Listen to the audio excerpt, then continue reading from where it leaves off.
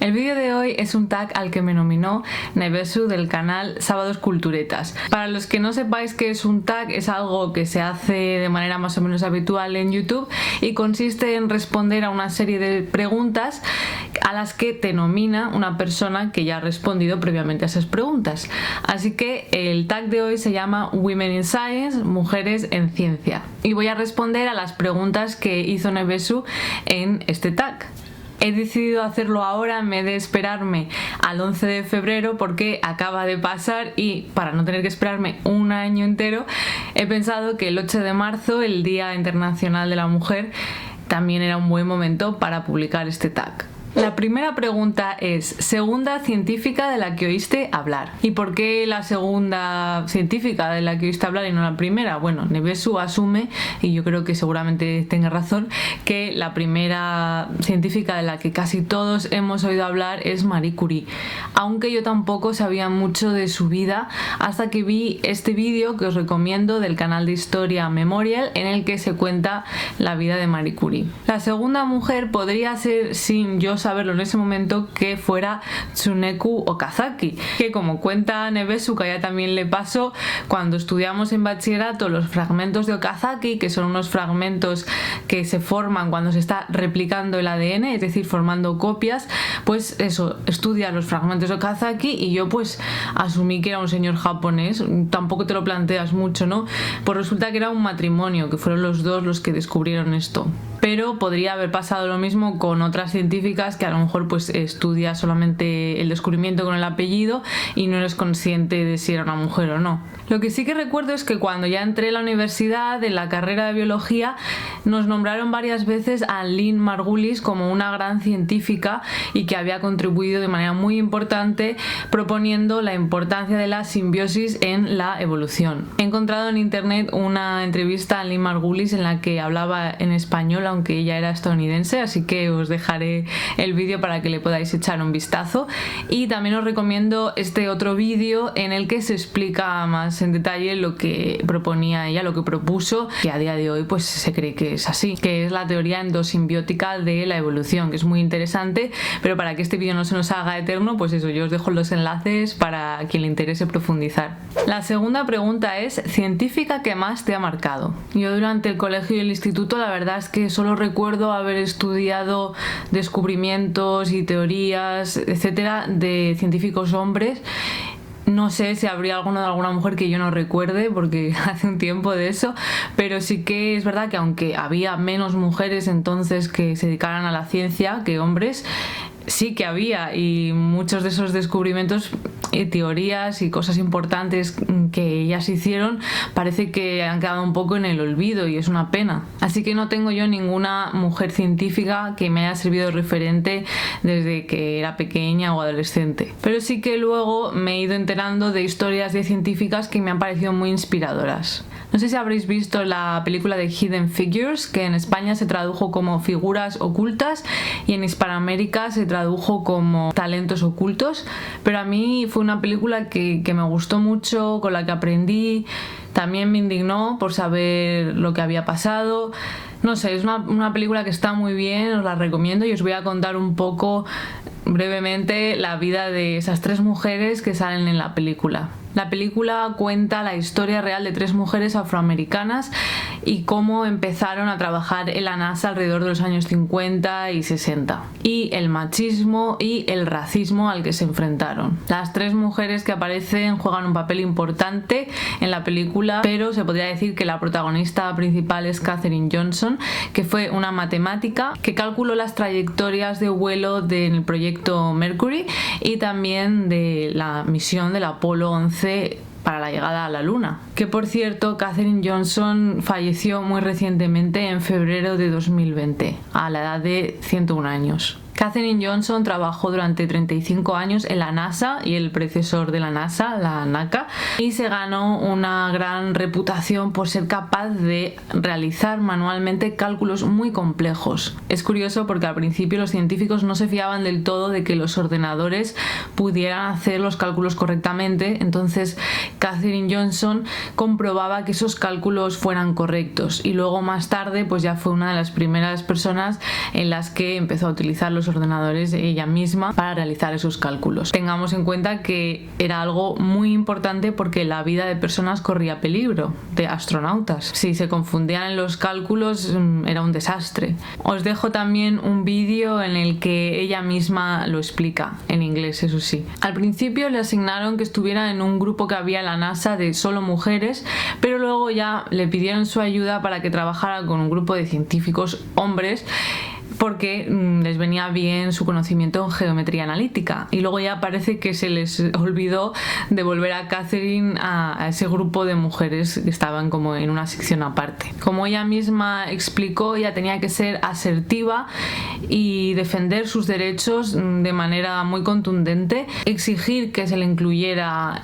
en la firma de esos informes, de esos artículos, porque hasta el momento pues no había mujeres y entonces veían como que una mujer no tenía que aparecer en esos informes, algo totalmente injusto, y por lo que ella pues luchó y no se cayó. Su compañera Dorothy Vaughan era la supervisora de la unidad de West Area Computing de la entonces NACA. Se llamaba así porque inicialmente se encontraba en el ala oeste de un edificio, y en esa ala oeste solo se incluía a mujeres afroamericanas, mientras que en el ala este se encontraban las mujeres blancas. Y esto era así debido a las leyes de Jim Crow de segregación racial que permanecieron hasta 1965. El lema era separados pero iguales.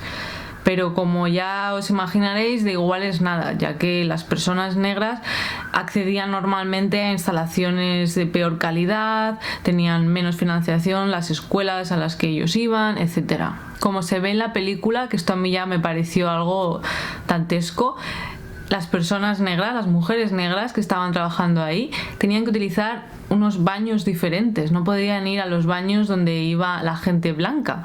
Y tenían que incluso pues perder el tiempo porque el baño estaba lejos, tenían que ir hasta allí, y realmente no tenía, bueno, es que no tiene ningún sentido evidentemente, ¿no? Pero es que era como que entorpecía su trabajo incluso. Vaughan luchó por los derechos y oportunidades de las mujeres negras de esta unidad, pero también por los derechos de las mujeres blancas. Todo un ejemplo. Por último, en la película también aparece Mary Jackson, que era una matemática e ingeniera que también empezó trabajando en esta unidad segregada de la que hablábamos antes. En 1958 se convirtió en la primera mujer afroamericana ingeniera dentro de la NASA. Mary Jackson continuó en la NASA hasta que se jubiló en 1985, pero en 1979, viendo que como mujer era muy difícil seguir ascendiendo y que el techo de cristal era la norma en vez de la excepción, algo que explican en la página web de la NASA, incluiré también la descripción abajo por si queréis leer la biografía entera, ella decidió dar un cambio completo a su trayectoria profesional. Dejó la ingeniería para ser supervisora en el Programa Federal de Mujeres dentro de la NASA, donde trabajó para que se ayudara a contratar y a promocionar a la siguiente generación de mujeres científicas dentro de la NASA. Así que, como os digo, la historia de estas tres mujeres científicas, cuando la vi en la película, que también hay un libro, por cierto, me impresionó mucho y desde luego que me ha marcado.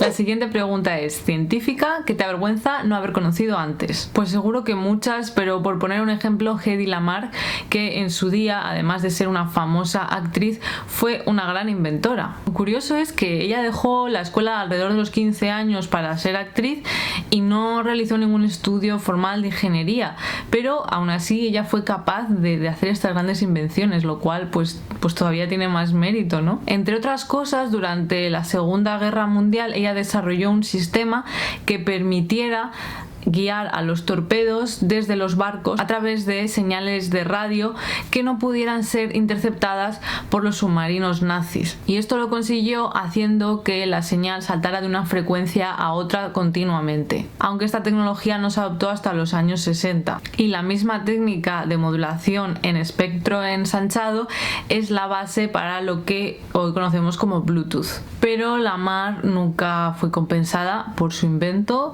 en parte principalmente parece ser por ser inmigrante austriaca. Ella nunca hablaba de sus inventos de manera pública y nunca se le reconoció su labor, y parece que se sintió bastante incomprendida. Al final de su vida, Lamar dejaba mensajes en el contestador automático a sus hijos, y uno de ellos decía lo siguiente: dale al mundo lo mejor de ti y te dará una patada en los dientes, pero aún así, dale lo mejor de ti al mundo. Os recomiendo este vídeo en el que la directora de una película que han hecho sobre la vida de Lamar explica cómo fue su proceso de recopilar la información, de obtener, hasta los mensajes de voz, como os explicaba, que es muy interesante. Está en inglés, eso sí, pero también os voy a dejar otro que está en español, por si queréis, conocer un poco más de la vida de esta científica. La cuarta pregunta de este tag es: ¿científica con la que te irías de fiesta? Pues con cualquiera de mis antiguas compañeras del doctorado, que ya siguen investigando y además de ser grandes científicas, pues son muy buenas personas y muy divertidas, así que con ellas, porque yo eso de irme con gente que no conozco de fiesta, como que no lo veo.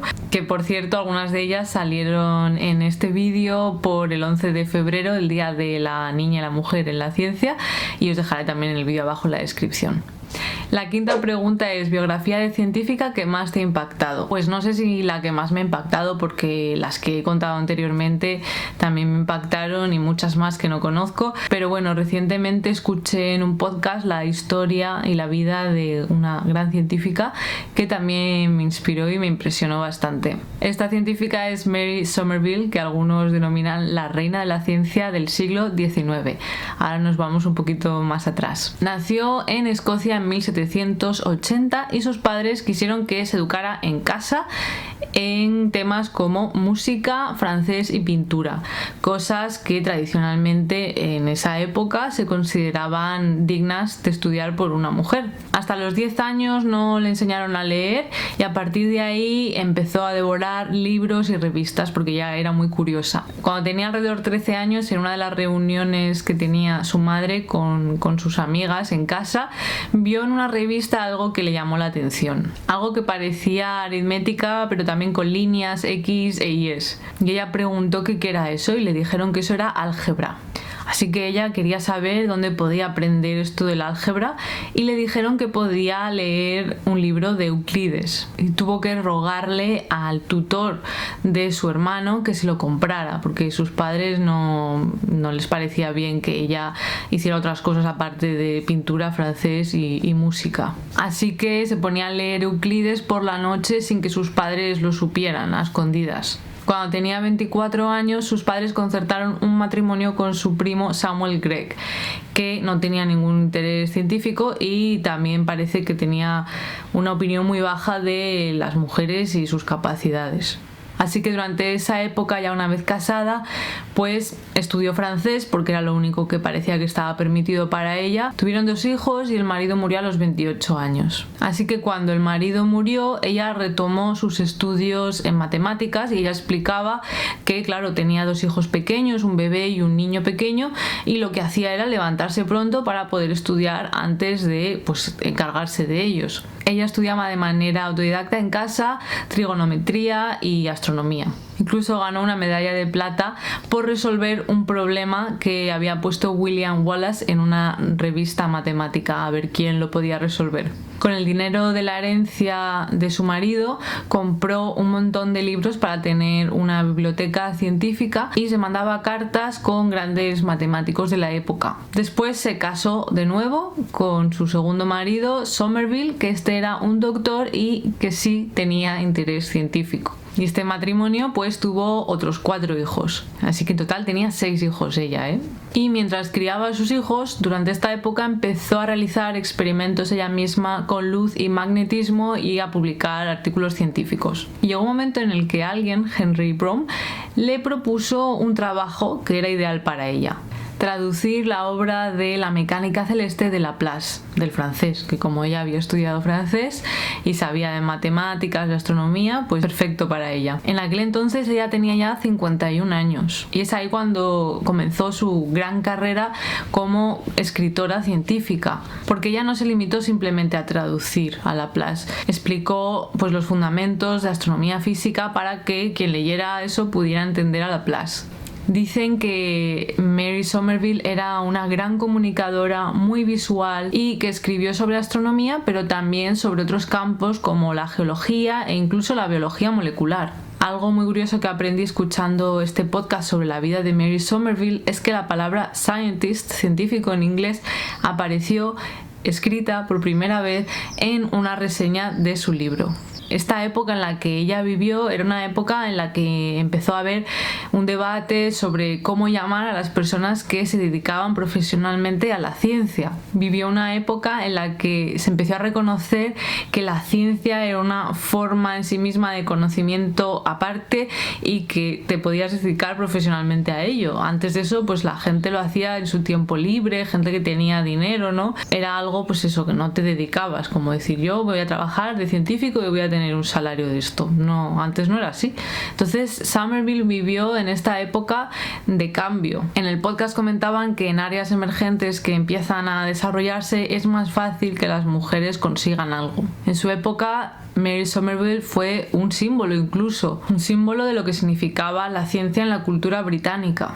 El conocimiento práctico con aplicaciones no tenía muy buena fama en esa época, en el siglo XIX, en Reino Unido. Y si alguien como Somerville, una dama distinguida, se dedicaba a ello, pues parecía que estaba bien que la gente también de clase media o alta se pudiera dedicar a ello.